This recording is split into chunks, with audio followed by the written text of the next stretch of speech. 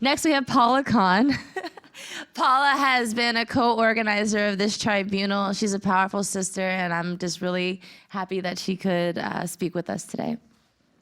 Thank you, Sierra. It's been an honor to work alongside you. We must name our oppression with unapologetic honesty. We cannot address the illegality of the Iraq War without talking about its relationship to colonialism, militarized white supremacy, and imperialism. At a time when the incoming president has the will and soon the power to bring back Muslim registry, it's not the first time this has happened, by the way, and to deport 2 million undocumented people in his first 100 days of office, we must boldly identify this as colonialism. We must invoke the painful memories that tie the war on terror to immigrant detention, to reservations, to the resistance at Standing Rock, to slavery, to Japanese internment, to Muslim registry. This is not happening out of a vacuum. People of color, people of formerly colonized and enslaved regions are far closer in proximity. It becomes clear as we uncover the horrors our people face. You see, the first person to die in the Iraq War, serving for the US military, was Jose Antonio Gutierrez, a 22-year-old undocumented Guatemalan who fought the war so he could earn citizenship and sponsor his younger sister to join him in the US. Both him and his sister had been orphaned by the US-backed genocidal civil war in Guatemala. This is a time when we need to put in the work to create transnational networks of solidarity and give name to our transnational oppression under militarized white supremacy. We must identify the intersections between colonialism, imperial wars, war profiteering, forced migration, the systemic production of refugees, the mass incarceration of undocumented people that traps refugees in cages, all under the pretext, the myth of national security. Territorial dispossession is constant under militarized white supremacy, and militarized white supremacy is always for profit, like when the US formed by forcing indigenous people onto reservations and created legal structures to dispossess them of their land so they could claim ownership and profit from it, like when it lied and invaded Iraq and launched the Restore Iraqi Oil Task Force.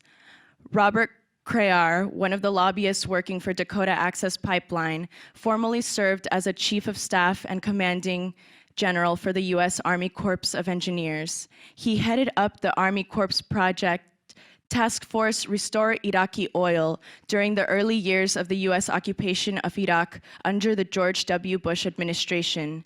This is why we say, from Iraq to Standing Rock, no blood for oil.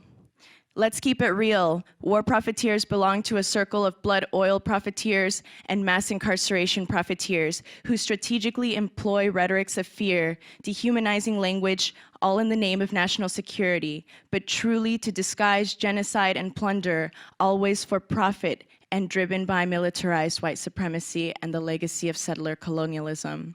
After the September 11 attacks in 2001, George W. Bush arranged for criminal law to shape the lives of immigrants. He established the Department of Homeland Security through an executive order. On October 26, 2001, he signed the USA Patriot Act, which dramatically increased the budget for immigration enforcement. The Patriot Act expanded the US's discretion to detain and deport quote-unquote terrorists. Budgets for the criminal justice and security industries were drastically expanded. The immediate aftermath of 9/11 included the overcrowding of immigrant detention facilities. The private sector took this as an opportune moment to build and run new detention centers. The heightened fear of national security threats, the xenophobia and hostility towards immigrants, and the limited rights of undocumented or unauthorized immigrants provided private prison businessmen with the ideal ingredients to invest in crimmigration, the criminalization of immigration. Even private prison stocks skyrocketed.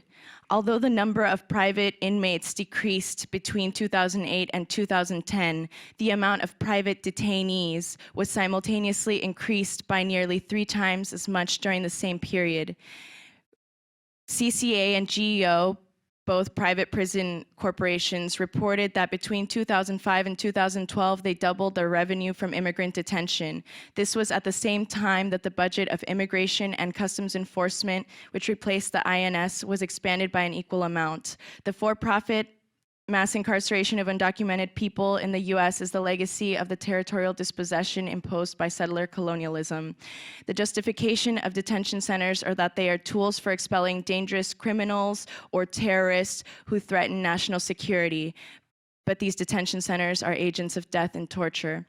The US has held citizenship hostage for undocumented folks who come to the States as refugees due to US military imperialism and destabilization by coercing them to fight in more imperial wars, to risk their lives for citizenship, the same mythical instrument that has stripped Native Americans of self-determination and power within US borders.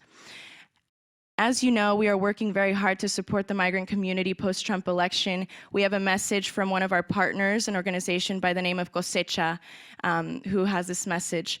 We expect a lot of repression as Trump has promised 2 million deportations in his first 100 days. People like my brother are on that list and so many other members of our community.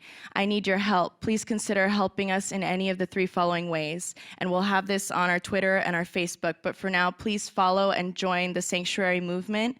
Locally and nationally. You can follow the hashtags Sanctuary Everywhere and Migrant Boycott. And we'll provide further tools to connect with Cosecha and these 2 campaigns on our Facebook and Twitter. Thank you.